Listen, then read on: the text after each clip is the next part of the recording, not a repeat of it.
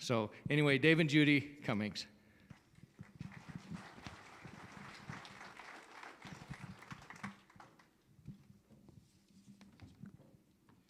Well, good morning. Just want to thank you all for letting us be here today. Being a part of SONrise has been a real blessing in our lives. We've been part of SONrise since the second Sunday, because the first Sunday we were actually in the middle of the ocean in California, so we weren't able to be here for that particular one. So, but I think Judy's going to speak first, and then I'll finish it up. Good morning. So I'm a teacher, and usually I just go with it, but because I'm in front of adults, I wrote every word out.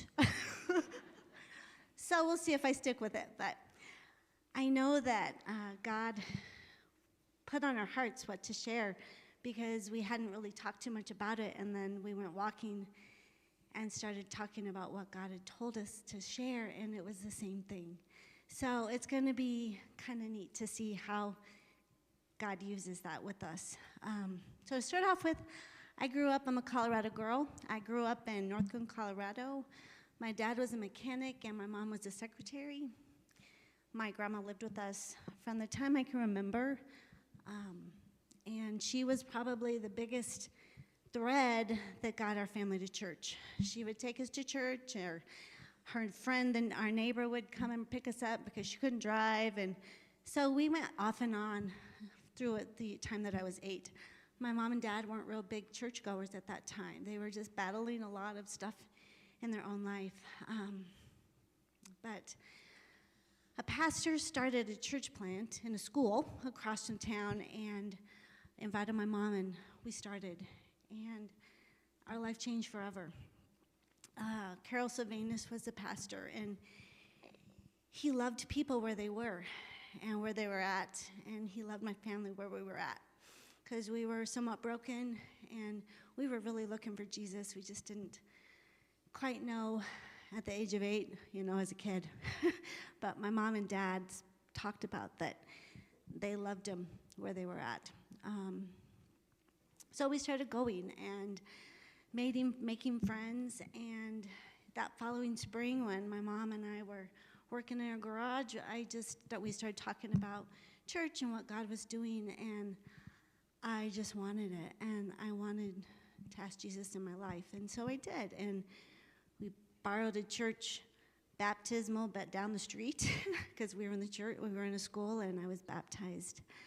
My mom started serving through VBS, and she played the organ at the church, and she played the piano, and she was an amazing example of what God does in your life when you let him take you where you are and don't look back and just go forward. So with that, my mom, we started singing. We sang. Music has been a part of our life forever, from dancing in the kitchen while we were cooking dinner, and then singing in church, and then in college, we sang in a group called His Company, and that's where I met and fell in love with this guy. We got married in September of 1989, and we've been singing together ever since. Music really speaks to my soul.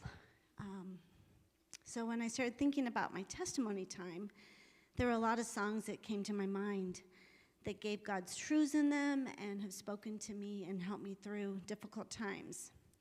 So I asked if I could speak first, because if Dave got to talk about the soul, he would say Mac Powell's Hard-Headed Woman was the song of my life. But that's not the one I'm going to share about. The song, Jason Ingram's The Goodness of God, we sing it a lot here. It really kind of summed up my life and probably a lot of our lives, because some of the song goes like this. All of my life you have been faithful, and all of my life you've been so, so good. With every breath that I am able, I will sing of the goodness of God. I love your voice. You have led me through the fire, and in the darkest night, you're close like no other. I've known you as a father, I've known you as a friend, and I've lived in the goodness of God. All my life you've been faithful, and all my life you've been so, so good. With every breath that I'm able, I will sing of the goodness of God. And life, it's not been perfect, and it hasn't been easy at times, you know. The last 2 years have been kind of a struggle for us. COVID was hard on all of us, but he showed his faithfulness in it and through it. Last August was the start of a really difficult time for Dave and I as parents. And watching your kids struggle is sometimes harder than going through it yourself. And so we were just amazed as we were going through it. You know, we saw God's faithfulness in his protection and in the blessings of things that we didn't even know were going to happen during it. I mean, if you see, I don't want to go off too crazy, but if you see where God has taken our kids this year through the really, Lissa could have died last August in a car wreck, you know, and God is just, she's in Denver right now serving with a church group while working in the world, in the workplace. And God used that in her to grow her. So we saw that blessing in it, and we saw God's faithfulness through it. So sometimes it takes looking for that goodness through His faith, truths, and promises. And we all have dysfunction. I grew up in dysfunction. We all have it. But God is good, and He's been faithful through it all. My own world of my own insecurities and an eating disorder could have consumed me. But God's promises in Thessalonians says that the Lord is faithful, and He will strengthen you and protect you from the evil one. And this is the hope we can hold on to when life gets hard, and that hope will bring us joy. So, 1 Thessalonians 5:16-18 says, "Be joyful always, pray continually, give thanks in all circumstances, for this is God's will for you in Christ Jesus." So today I just want to encourage you that no matter what you're going through, whether health issues or family struggles or just the hard work of life, we have hope. Find joy because God is faithful. Well, my story kind of starts out similar. I was raised in a church-going family my whole life. My dad was born in a part of the Church of Christ, and my mom was born a Southern Baptist.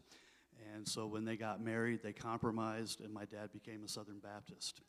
And but notice I refer specifically to their denomination, and it wasn't until I was about 4 or 5 years old, after they had been married for about 9 or 10 years, that my dad came to the Lord. He got sent to Alaska. I'm an Air Force brat.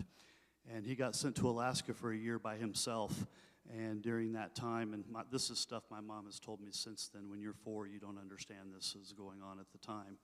But she was trying to decide whether or not to stay married to him or when he came back. And remember, this is the early 70s, where divorce was a much bigger stigma in society than it is necessarily today. But when he came back from Alaska, his roommate there was a Christian, and he led him to the Lord while he was there. So they kind of beat the odds in that sense of being unequally yoked. And then they're going to be married here 60 years next year if they make it that far. So that's the environment that I grew up in. Being an Air Force brat, I moved around a lot. We never had close church family or anything, because we would be someplace for a year or two, and then we would be off to the next place, whatever that duty assignment might be. He retired in Colorado Springs at Peterson Air Force Base, so we moved back there, and I went to high school in Colorado Springs and college at CSU, where I met Judy mainly because of my sister. Between my sophomore and junior years in college, I went through a time, I was saved in 1976 on Father's Day, and the one thing I do like to brag about was I was baptized on July the 4th, 1976.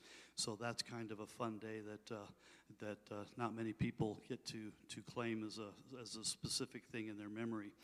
But in college, I would say I had that typical child Christian life where I'm always involved, part of youth group, all of those things.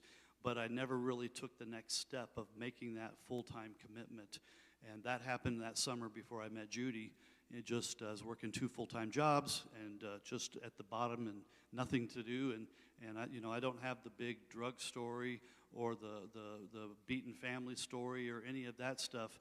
But that doesn't mean you don't come to a low place in your life. And I came to that place just like Jonah did in the bottom of the well, or the bottom of the whale. Came to that low place where God said, "What are you doing?" And I'm a guy I'm kind of a planner.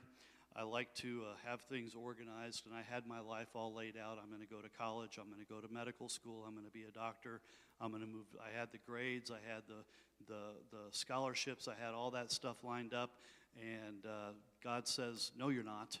And I was in this constant battle with him until that summer. And that's when he used what I call the 2x4 method and just kind of broke it across my forehead. And I hit that low spot, and I said, "Okay, God, I'm ready to do what you have for my life. That I want to follow what you have in my life." And part of it was I really wanted a lady in my life, and I was just was not happening. Every time I've tried to force the issue, something didn't really work out or whatever the case was, and it's because God had her waiting for me. So we met that fall, and partly through my sister, who was a freshman coming into CSU at the time, and I wasn't very interested in campus ministry activities, but that was part of that change, and I met Judy, and in a sense, ever since then, we've been ministry partners, just going, and I look back now, and I see that God was preparing me for that whole time, and the main part of his preparedness was not my education. It was not in my experience. It was not in any of the things that the world says you have to get ready. My education in getting prepared was learning how to depend and rely and listen to God. That's really what getting prepared is about. And so since that time, we got married in 1989. We have done just about everything together. We've taught together. We've done music. We preached. I did most of the preaching. She did the keeping me awake while we drove back and forth to Jordan, Montana for a year and a half. That was a lot of fun in January. And we've done youth group. You see us up here pretty regularly helping out with the music, and then life groups and just all that kind of stuff. And it's funny because people say, "Well, you're so busy," and we don't view it. It doesn't feel like busy to us. That's just life. That's doing the things that God has led us to do in our life and to be a part of that. Ministering to neighbors, ministering at the business, at the school. I look at what God does with Judy in the public school setting, and it's phenomenal. It's an amazing thing that God has said, "That's your mission field. This is where I want you to be at." And we've raised our 3 kids through all that, and God has been faithful in that regard too. And it's all because God has had a plan for my life since the beginning. And so now where I'm at now, I'm kind of moved into that place in my life where I have a little bit of perspective, which when you're 25, it's a lot different than it is when you're 55. And I've really learned, a lot of this was clarified to me several years ago. We did the Experiencing God Bible study, and if you ever go through that, when you go through that, you find out that God is always working in our lives, whether we want to admit it or not, or whether we want to be a part of that or not. He even uses our downtimes in our lives for our own good and for our own benefit. So just seeing God's provision for us and for our children and for our family as we've gone through this has just been a real blessing. And now we're coming into that time of life that gets referred to as empty nesters. Like Judy said, she's away for the first summer in her life, and John lives in Scottsbluff now, and Caitlin lives in St. Louis. So we don't have that constant family kids in our life, and it's been a good thing because that just leaves us more available to do in our areas what God is doing for us. So, and I see that where that comes from, or where that leads to, is it just puts into me a need to even seek to obey God even more when you don't have necessarily everything all planned out the way that you might used to have had. And I always see that when things aren't going the way in my life, it's always because of my disobedience to God. That's always the root issue. There may be something on the surface that's a different thing, but when things are not, when I am not at peace it's because of my disobedience to God is where that's coming from. So in getting that perspective, learning that in my life, I would say that has been my real true life lesson right now, is that learning to obey, learning to rely, learning to depend upon God in everything. And that's what I would encourage you, is to find God's plan for your life. And maybe that plan is pretty simple. Trust Him. That's all that it needs. It's not a roadmap. It's not anything else. It's just trust God day in and day out, moment by moment, as you go forward. And I want to wrap this up with the verse that has spoke to me for a long time. And Brent, I actually have it in my Bible here. You preached on this on January 7th, 2009. So if you ever need to go back, there's some sermon notes that you can get. And it is Jeremiah chapter 29, verse 11. For I know the plans I have for you, declares the Lord, plans for welfare and not for calamity, to give you a future and a hope. And that has been a verse that's always been kind of in the background of what God's been doing in my life. So thank you very much.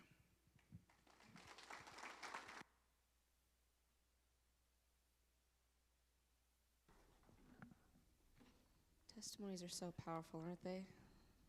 Thanks, guys. Can we just sing that